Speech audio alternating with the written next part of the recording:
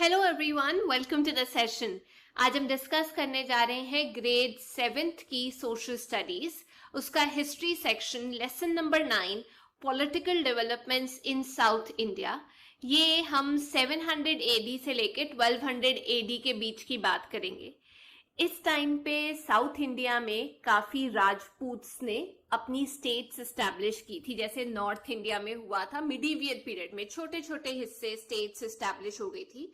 उनमें से कुछ बहुत पॉपुलर थे, पालवास, पांड्यास, चोलास। ये 3 इंपॉर्टेंट किंगडम्स थे इस टाइम के, और एक दूसरे से लड़ रहे थे सुप्रीमेसी के लिए कि हम ज्यादा सुप्रीम है और हमारा जो एरिया है वो ज्यादा है कंट्रोल में। तो सबसे पहले हम बात करेंगे पालवास के बारे में। देखिए, पालवास जो है वो रूलर्स बने या वो पावर में आए जब सत्यवानास जो थे उनका रूल खत्म हो गया था। आप कह सकते हैं एंड ऑफ 5th सेंचुरी और 6th सेंचुरी के शुरुआत में वो पावर में आ गए थे। जो पालवास हैं उनके किंग्स बहुत सारे थे, लेकिन कुछ जो बहुत पॉपुलर थे वो था एम और एन। आपने याद रखना है, एम एन से पाला पड़ा। Mahendra Varman the first and Narasimha Varman the first, ये 2 इंपॉर्टेंट रूलर्स थे पालवास के, जिन्होंने अपना एरिया, अपना किंगडम, अपना हिस्सा बढ़ाने की कोशिश की। वो कैसे बढ़ाया जाएगा? दूसरे किंगडम के राजों के साथ लड़के, चोलास के साथ लड़के, चीरास के साथ लड़के, पांड्यास के साथ लड़के, और इन्होंने अपना कैपिटल बनाया था कांची में। अब जो पालवा रूलर्स थे वो आर्ट, कला और आर्किटेक्चर की बिल्डिंग कैसी बनेगी उसको बहुत अहमियत देते थे। उन्होंने काफी अच्छी इमारतें भी बनवाई, जैसे आप देख सकते हो शोर टेम्पल और रथ टेम्पल जो है महाबलीपुरम में। इसके अलावा इन्होंने कैलासनाथ टेम्पल भी बनाया जो कांची में था। और चोलास ने पालवास को हरा दिया था 9th सेंचुरी के अंदर, जिसके बाद इनकी ढलान शुरू हो गई थी। मतलब पालवास ने चोलास से हार के अपनी ढलान शुरू कर दी थी, उनका किंगडम गिरना शुरू हो गया था। तो अब हम बात करेंगे दूसरे किंगडम के बारे में जो थे पांड्यास। जो पांड्यास थे उन्होंने अपना जो राज्य बनाया था वो सदर्न पार्ट ऑफ तमिलनाडु में बनाया था मिडीवियल पीरियड के दौरान। आप देख सकते हैं कहाँ पे है तमिलनाडु, और उसके नीचे वाले हिस्से में ये अपना रूल कर रहे थे। इनका कैपिटल था, याद रखना, पांड्यास का कैपिटल था मदुरई या मथुरा। पीएम से याद रखना, पीएम प्राइम मिनिस्टर। तो पांड्यास जो थे उनका कैपिटल था मदुरई या फिर आप कह सकते हो मदुरा। ये एक इंपॉर्टेंट लर्निंग सेंटर भी बना जहां पर दूर दूर से लोग पढ़ने आते थे। जो मार्को पोलो थे वो इनके किंगडम में आए, पांड्यास के किंगडम में आए, और उन्होंने एक अकाउंट छोड़ा कि मैंने ये एहसास किया यहाँ पे रह के। पर जो पांड्यास थे उनका भी रूल जो था वो गिरना शुरू हो गया था 14th सेंचुरी तक आते आते, वो भी ढलान पे थे। अब हम पढ़ेंगे चोलास के बारे में। जो चोलास थे उन्होंने एक इंपॉर्टेंट किंगडम एस्टैब्लिश किया था, आप कह सकते हैं 846 से लेके 1267 एडी तक। ये भी साउथ इंडिया में रूल कर रहे थे मिडीवियल पीरियड के दौरान। जो चोलास के फर्स्ट किंग थे, जो फर्स्ट रूलर थे, उनका नाम था विजय लाया। उसके बाद जब वो पावर में आए उन्होंने तंजौर जो एरिया था जो पालवास के रूल में था उसे अपने काबू में किया। बोले तंजौर हमारा हिस्सा है और इसे हम अपना कैपिटल बनाएंगे। जहां वो पावर थी, सीट थी उनकी, जैसे इंडिया की अभी कैपिटल दिल्ली में है, जहां पे सेंटर है, जहां से रूल किया जाता है या देश चलाया जाता है। उसके बाद इनके एक और इंपॉर्टेंट रूलर थे जिनका नाम था प्रतंका द फर्स्ट। इन्होंने डिफीट किया था पांड्या रूलर को और इन्होंने मदुरई अपने काबू में कर लिया। ये बोले पांड्यास जी आप निकलिए, प्रतंका जी आ गए हैं और मदुरई हमारे काबू में हो गया है। अब प्रतंका जी ने पांड्यास को तो हरा दिया, लेकिन इनको हराने वाले भी पैदा हो गए थे जो थे Rashtrakuta king Krishna the third. इन्होंने इनके साथ लड़ाई लड़ी तकोलम में इन 1949 के अंदर और उनको हरा दिया। तो जो चोलास थे वो कमजोर होते गए इस डिफीट के बाद। अब जब राष्ट्रकूटा से हार गए थे हमारे जो किंग थे चोलास के, उसके बाद थोड़ा एम्पायर कमजोर हो गया डिफीट होने के बाद, हारने के बाद। लेकिन वापस से चोलास के अंदर जान भरी 2 राजा आए, एक थे राज राजा द फर्स्ट और एक थे राजेंद्र चोला, जिन्होंने वापस इस किंगडम के अंदर जान भरी, पावर में आए, एरियाज कंट्रोल किए। तो हम ये कह सकते हैं इन लोगों ने चोला जो किंगडम था उसको पावर में लेकर गए वापस से। तो अभी तक हमने चोलास के 4 राजा के बारे में पढ़ा है। शुरुआत हुई थी चोली से, याद रखना, विजय से, फिर प्रतंका से, उसके बाद राजराजा, और चौथे नंबर पे थे राजेंद्र चोला। इन चारों का नाम एक शीट पे चिपका के शीशे पे या अलमारी पे रख देना। जब भी आप अलमारी खोलो, शीशे में अपनी शक्ल देखो, ये 4 नाम आपको याद हो जाए। थोड़ी सी बात करते हैं राजराजा द फर्स्ट के बारे में, जिन्होंने रूल किया था 985 से लेके 1014 एडी तक। जो राजराजा द फर्स्ट थे, इनको बोला जाता था राज राजा चोलर। ये एक बड़े मशहूर, फाइन, पावरफुल रूलर थे। और इनका जो टाइम था जब इन्होंने रूल किया था, इन्होंने काफी हिस्सा अपने कंट्रोल में कर लिया था। किस किस को हरा के? चीरास को हटा के, पांड्यास को हरा के, श्रीलंका के जो किंग थे उनको हरा के, क्योंकि साउथ इंडिया में थे। और इन्होंने बहुत इंटरेस्ट भी लिया था कि हम अपने जो नेवी के फोर्स है, जो समुद्र में हमारे लड़ाकू हैं, उनको हम रिवाइव करें, उनको हम स्ट्रेंथन करें, ताकि अगर कोई समुद्र के रास्ते से आके हमें अटैक करे तो हम अपने आप को सेफ रख पाए। इन्होंने जो प्रशासन चलाने में भी बहुत सारे रिफॉर्म किए, अच्छे काम किए। इन्होंने एक बहुत इंपॉर्टेंट टेम्पल बनवाया था तंजौर के अंदर, जिसका नाम है राज राजेश्वर टेम्पल। ये चीज याद रखना। दूसरे किंग जिसके बारे में मैंने आपको बताया वो है राजेंद्र चोला। उन्होंने रूल किया 1014 से लेके 1044 एडी तक, और चोला किंगडम को और फैलाया। जिन जिनको राज राजा ने हराया था उनको इन्होंने भी हराया, और उनका जो एरिया था वो अपने कंट्रोल में कर लिया। कौन कौन थे उसमें? पांड्या थे, चीरा थे, श्रीलंका के राजा थे। अब इन्होंने जो एरिया अपने कंट्रोल में किया था वो आप मैप पे देख सकते हैं, क्योंकि वो एरिया गंगा, हुगली, दामोदर रिवर के पास का एरिया था, इसीलिए इनका नाम पड़ा था चोला कॉन्करर ऑफ द गंगा, जिन्होंने गंगा के पास का एरिया भी अपने कंट्रोल में कर लिया था। दूसरा नाम था गंगई कोडा चोला। मतलब इन्होंने इतना एरिया अपने कंट्रोल में कर लिया था कि साउथ से होते हुए हम लोग ईस्ट कोस्ट से होते हुए अगर दूसरी साइड जाते हैं तो काफी जो एरिया है, जैसे मलाया हो गया, अंडमान निकोबार हो गया, सुमात्रा, जावा, जो साउथ ईस्ट एशिया में पड़ता है, ये सारा एरिया इन्होंने अपने कंट्रोल में कर लिया था। देखो कितना कंट्रोल किया इन्होंने एरिया को।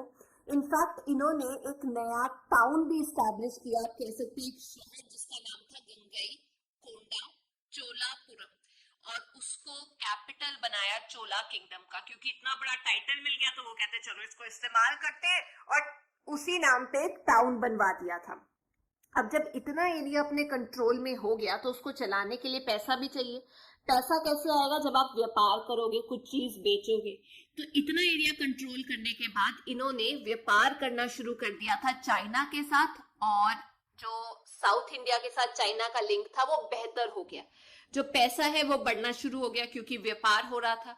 राजेंद्र द वन ने, इन्हीं राजा ने प्रशासन में भी बहुत सारी तब्दीलियां लेकर आए। जैसे हमने पढ़ा था राज राजा फर्स्ट ने प्रशासन में तब्दीलियां की थी। जो राजेंद्र चोला के आगे सक्सेसर थे, जो उनके बच्चे थे, वो लड़ते गए अपने आसपास के किंगडम के जो राजा थे उनके साथ, और कमजोर होते गए, जिसकी वजह से ये जो एम्पायर था ये ढलान पे आ गया, गिरना शुरू हो गया। अब हम बात करते हैं चोला किंगडम के अंदर प्रशासन कैसे चलता था। ये सब पढ़ के हमें ये तो प्रूव हो गया कि चोला जो राजा थे वो सबसे पावरफुल थे, टॉप पे थे। वो हेड थे सेंट्रल गवर्नमेंट के, बिल्कुल टॉप पे थे। लेकिन वो एडवाइस लेते थे अपने मंत्रियों से, जिसे हम बोलते हैं काउंसिल ऑफ मिनिस्टर्स जो थे, वो उनको एडवाइस देते थे प्रशासन ऐसे चलाओ, या जस्टिस ऐसे करो, न्याय ऐसे करो, जो सेना को भेजना है लड़ाई में वो हम ऐसे भेज सकते हैं, ऐसे अटैक कर सकते हैं। मतलब एडवाइस लेते थे, लेकिन टॉप पे वो थे, पावर में वो थे। अब जो चोला किंगडम था, देखिए, रूल करने के लिए उसे छोटे छोटे हिस्सों में डिवाइड किया गया था, जिसको हम बोलते हैं प्रोविंसेस, या उसको नाम दिया था मंडलम्स। जो मंडलम्स थे उनको और डिवाइड किया गया था छोटे हिस्सों में, जिसे हम बोलते हैं वलानाडुस या कोटम। वलानाडु के अंदर आप ये कह सकते हैं कुछ गांव आ जाते थे। तो जो गांव था, या उसको दूसरा नाम वहां पे दिया जाता था तमिलनाडु से, याद रखना, गांव को बोलते थे नाडु। वो सबसे छोटा यूनिट था प्रशासन चलाने का। नाडुस जो थे वो इकट्ठे होते थे तो वलानाडुस बनता था। वलानाडुस से बड़ा जो था वो था मंडलम, ऐसे करके याद रखना। तो सबसे छोटा यूनिट विलेज या नाडु होता था, और विलेज के अंदर या नाडु के अंदर दो असेंबलीज होती थी, दो समूह होते थे, ग्रुप होते थे, एक था उर और एक था सभा। क्वेश्चन ये आएगा कि जो उर है उसके अंदर सब कॉमन लोग होते थे, गांव के, मेल हो गया, फीमेल हो गए, औरतें मर्द सब होते थे। जो सभा थी उसमें सिर्फ और सिर्फ मेल एडल्ट्स होते थे, मतलब आप ये कह सकते हैं सिर्फ और सिर्फ लड़के अलाउड थे, एक सर्टेन एज के जो ऊपर लड़के थे। जो सारे गांव की बातचीत होती थी, कैसे प्रशासन चलाना है, कोई लड़ाई हो गई, पानी का मसला है, पैसे कैसे इकट्ठे करने हैं, वो सब ये छोटी छोटी जो कमेटीज थी ये मिल बैठ के विचार करती थी, जैसे आज की डेट में हम लोगों की पंचायत करती है। चोलास की जो आर्मी थी वो बहुत पावरफुल थी। इनफैक्ट इनके पास हाथी थे, कैवेलरी थी और इन्फेंट्री थी। अब पहले मैं आपको बता देती हूँ, कैवेलरी का मतलब होता है वो सिपाही जो घोड़े के बैक पे बैठ के लड़ाई लड़ते हैं, मतलब घुड़सवार। जो इन्फेंट्री थी ये वो वाले सिपाही थे जो लड़ाई लड़ते हैं पैदल चल के। दोनों चीजें क्लियर हो गई, इन्फेंट्री पैदल और कैवेलरी घोड़े वाले। कै घोड़ा, इन्फेंट जो आप याद कर सकते हैं पैदल चल के लड़ाई लड़ते हैं। नेवी जो थी इनकी, जो पानी में लड़ाई लड़ते हैं, वो भी बहुत ज्यादा पावरफुल था क्योंकि इन्होंने उसके ऊपर भी जोर डाला था। जो व्यापार हो रहा था इनका वो काफी इंपॉर्टेंट था, एक सोर्स ऑफ रेवेन्यू जहां से उनको पैसा मिलता था। लैंड के ऊपर भी टैक्स लगाया जाता था और व्यापार से भी पैसा मिलता था चोला किंगडम को, क्योंकि ट्रेड काफी अच्छा चल रहा था बाकी के देशों के साथ, व्यापार हो रहा था, मैंने आपको बताया। अब बात करते हैं चोलास के टाइम पे सोसाइटी कैसी थी। देखिए, एक होते हैं नोबल्स। नोबल्स होते हैं जो आप कह सकते हैं राजा मंत्री के नीचे आते हैं, मतलब एक रैंक होता है उनका। उनको राजा खुश होके किसी को एक लैंड का टुकड़ा दे दे, कोई रैंक दे दे, अच्छा, उसको हम नोबल्स बोल सकते हैं, मंत्री कह सकते हैं आप लोग। तो नोबल्स, ब्राह्मण और जो व्यापारी थे उनकी बहुत इज्जत थी सोसाइटी में। इसके अलावा जो व्यापारी, जो ट्रेडर्स थे या जो कलाकार थे, वो भी बहुत अच्छा स्टेटस एंजॉय कर रहे थे और लोग एक दूसरे के साथ मिल के रहते थे, कोऑपरेट करते थे। जो औरतें थी उनको बहुत इज्जत दी जाती थी और उनको एजुकेशन पढ़ाया लिखाया भी जाता था। जो लेबरर्स थे, जो काम करते थे, जो खेत में काम करते थे, पीजेंट्स, वो वर्किंग क्लास होती थी लेकिन वो गरीब ही थे। मतलब अभी जैसे सोसाइटी देखने को मिलती है, कई बार वो ज्यादा अपलिफ्ट नहीं हो पाए थे और उनकी लाइफ में काफी दिक्कतें थी। अगर रिलीजन की बात की जाए तो सबसे कॉमन जो रिलीजन मिडीवियल पीरियड में चल रहा था वो था हिंदुइज्म। जो भगवान थे, हिंदू भगवान जिनको पूजा जाता था, वो सबसे इंपॉर्टेंट विष्णु और शिवा भगवान थे। उसके अलावा बुद्धिज्म और जैनिज्म भी चल रहा था और बहुत सारी रिलीजियस मूवमेंट चल रही थी इस दौरान। जैसे एक आप कह सकते हैं रिलीजियस मूवमेंट थी जिसमें वो बोल रहे थे कि हम कास्ट सिस्टम को नहीं मानते, सबको बराबर अपॉर्चुनिटी, मौका देना चाहिए और हाथ से जो काम करते हैं उनको इंपॉर्टेंस देनी चाहिए। मतलब रिवाइव कर रहे थे, बेहतर कर रहे थे जो प्रैक्टिसेस चल रही थी। जैसे बसावा ने शुरू किया था लिंगायता सेक्ट, एक ग्रुप, जिसमें वो ये बोलते थे कि रिफॉर्म लेकर आओ, बदलाव लेकर आओ सोसाइटी में। शंकराचार्य ने अद्वैता फिलॉसफी को फॉलो किया। अद्वैता का मतलब ये कि आत्मा और ब्रह्मा एक हो जाएं, ध्यान लगाओ भगवान की भक्ति में। तो ये एक फिलॉसफी थी कि सब एक है, दो नहीं है, एक ही चीज है। फिर रामानुजा और माधवा बहुत इंपॉर्टेंट रिलीजन को प्रीच करने वाले, रिलीजन पढ़ाने वाले टीचर थे, भक्ति मूवमेंट में इन्वॉल्व थे, मतलब रिवाइव करना चाहते थे, बदलाव लाना चाहते थे। वो ये चाहते थे कि ध्यान लगाया जाए भगवान की भक्ति में, भगवान को सच्चे दिल से, प्योर दिल से अगर आप याद करते हो तो आप सैल्वेशन अटेन कर सकते हो। सैल्वेशन का मतलब दुनिया के जो दुख दर्द है उनसे छुट्टी पा सकते हो। और वो कास्ट में जो सिस्टम था, कास्ट सिस्टम, जैसे ये ऊपर रहेंगे, ये वाली कास्ट नीचे, छूत अछूत का जो चीज था या क्लास में जो डिफरेंस थी, उसको नहीं मानते थे, उससे लड़ना चाहते थे, उसके अगेंस्ट। जो कॉमन लोग थे जो इस दुख दर्द से निकल रहे थे, वो काफी इन्फ्लुएंस हुए कि ये हमारा दर्द समझते हैं, ये हमें सही मार्ग दिखाएंगे। अगर बात की जाए इनकी एजुकेशन, पढ़ाई और लिटरेचर के बारे में, तो चोलास जो थे वो ध्यान दे रहे थे बहुत ज्यादा पढ़ाई के ऊपर, लिटरेचर के ऊपर। खास तौर पे मिडीवियल पीरियड में बहुत सारी बुक्स आई। उन्होंने इनकरेज किया, लोगों को प्रोत्साहित किया कि अलग अलग चीजें पढ़ो, अलग अलग सब्जेक्ट्स पढ़ो, जैसे ग्रामर हो गया, फिलॉसफी का ज्ञान लो, आर्ट के बारे में पढ़ो, साइंस के बारे में पढ़ो, एस्ट्रोनॉमी के बारे में पढ़ो। जो मीडियम था, जैसे मैं अब आपको पढ़ा रही हूँ तो मैं हिंदी में बोल रही हूँ, उस टाइम पे जो पढ़ाया जाता था वो संस्कृत या तमिल लैंग्वेज में पढ़ाया जाता था, और जो बच्चों को ज्ञान दिया जाता था वो मंदिरों के जो कोर्टयार्ड होते हैं, खुला एरिया होता है, वहां बैठ के लोग पढ़ते थे, बच्चे पढ़ते थे। जो चोलास थे उनके टाइम पे हमें देखने को मिला कि संस्कृत और बाकी की जो लैंग्वेजेस थी, जैसे तमिल हो गया, तेलुगु हो गया, कन्नड़ हो गया, उसकी बहुत ग्रोथ हुई। काफी चीजों का काम जो था वो संस्कृत से इन सब लैंग्वेजेस में, जो लोकल लैंग्वेजेस थी लोगों की, उसमें तब्दील किया गया। जैसे मैं उदाहरण देती हूँ, जो कंबन थे उन्होंने ट्रांसलेट किया था जो रामायणा थी उसको तमिल भाषा में। वैसे ही नानिया या फिर आप कह सकते हैं तिकाना ने, जो तेलुगु के पढ़े लिखे लोग थे, उन्होंने ट्रांसलेट किया था, तब्दील किया था जो महाभारत था उसको तेलुगु भाषा के अंदर। जो रामायणा के किस्से हैं, महाभारत के किस्से हैं, उससे भी हमें बहुत सारा ज्ञान मिलता है कि किस तरीके की हिस्ट्री थी, सोसाइटी थी साउथ इंडिया की सोसाइटी में, या हम कह सकते हैं मिडीवियल पीरियड के दौरान जो हम पढ़ रहे हैं। तो आप देख सकते हैं कितना ध्यान दिया उन्होंने लिटरेचर की तरफ, एजुकेशन की तरफ, की जो बुक्स थी उनको भी अपनी भाषा में तब्दील किया। आप उदाहरण दे सकते हैं महाभारत का और रामायण का। अब बात की जाए कि सोसाइटी में किस चीज को प्रोत्साहन और दिया गया था, हम ये कहते हैं कि इनकी सोसाइटी एग्रेरियन सोसाइटी थी। मतलब इन्होंने तमिलनाडु में खेती बाड़ी पे बहुत ध्यान दिया था, जिसकी वजह से खेती बाड़ी की एक्सपेंशन हुई थी।